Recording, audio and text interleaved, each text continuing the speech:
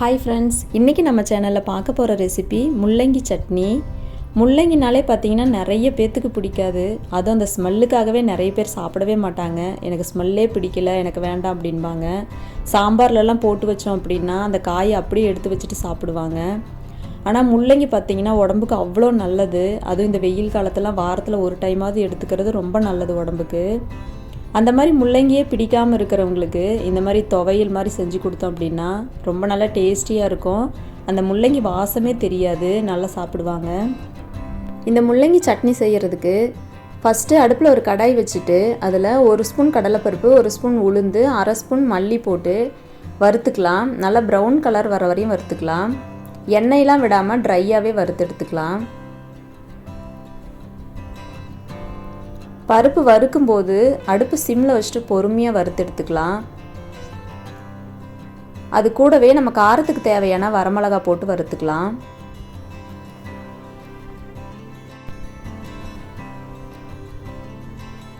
பருப்பு எல்லாமே நல்லா ப்ரௌன் கலரில் ஆயிடுச்சு. இந்த ஸ்டேஜில் நம்ம 1 ஸ்பூன் வறுத்த வேர்க்கடலை, ஒரு 1/2 ஸ்பூன் ஜீரகம் போட்டு வறுத்துக்கலாம்.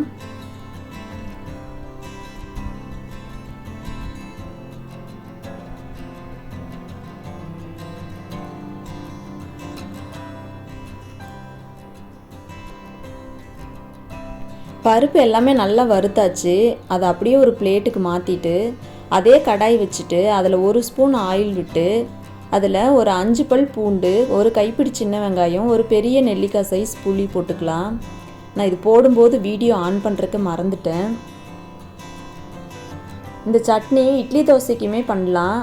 நீங்கள் இட்லி தோசைக்கு சைட் டிஷ்ஷாக செய்யும்போது புளி கொஞ்சம் கம்மியாக சேர்த்திக்கோங்க. ஏன்னா ஆல்ரெடி மாவுலேயே புளிப்பு இருக்கும். பூண்டு, வெங்காயம், புளி எல்லாமே நல்லா வதக்கிக்கலாம்.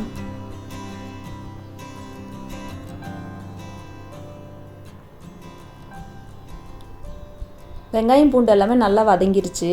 இதில் துருவன தேங்காய் ஒரு 4 ஸ்பூன் போட்டுக்கலாம்.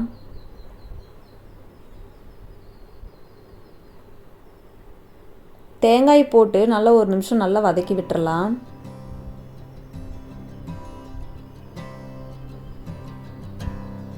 தேங்காய், வெங்காயம், பூண்டு எல்லாம் வதக்கியாச்சு. அதையும் ஒரு பிளேட்டுக்கு மாற்றிட்டு அதே கடாயில் இன்னும் 1 ஸ்பூன் ஆயில் விட்டு நம்ம சின்ன சின்னதாக கட் பண்ணி வச்சுருந்த முள்ளங்கி சேர்த்து நல்லா வதக்கிக்கலாம்.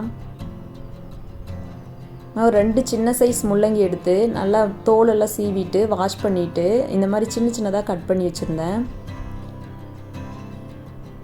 முள்ளங்கி போட்டு நல்லா காய் நல்லா சுருண்டு வர வரையும் நல்லா வதக்கணும். அந்த பச்சை ஸ்மெல் போகிற வரையும் நல்லா வதக்கி எடுத்துக்கலாம்.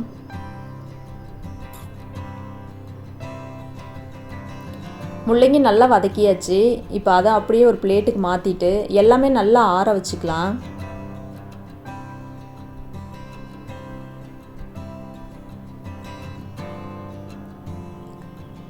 நம்ம வதக்குனது எல்லாமே ஆறிடுச்சு. இப்போ அதை அப்படியே ஒரு மிக்ஸி ஜாருக்கு மாற்றிட்டு அரைச்சிட்டு வந்துடலாம்.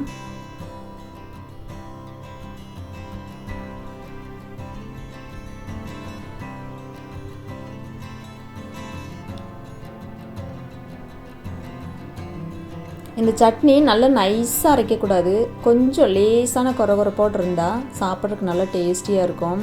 அந்த பருப்பெல்லாம் கொஞ்சம் வாயில் கடிப்படும்போது நல்லாயிருக்கும்.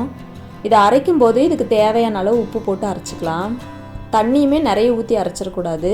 கொஞ்சமாக தண்ணி விட்டு இந்த துவையல் பதத்துக்கு அரைச்சிக்கலாம். நல்லா அரைச்சிட்டு வந்தாச்சு. இப்போ இதை அப்படியே ஒரு கப்புக்கு மாற்றிக்கலாம். இதுக்கு ஒரு தாளிப்பு கொடுத்துடலாம். அதுக்கு எண்ணெயில் கடுகு, சீரகம், கருவேப்பிலை போட்டு தாளித்து இந்த சட்னியோடு சேர்த்துடலாம். அவ்வளோதான், நல்ல டேஸ்டியான சட்னி ரெடி. இது முள்ளங்கி சட்னின்னு சொல்லி கொடுத்தீங்கன்னா கண்டிப்பாக நம்பவே மாட்டாங்க.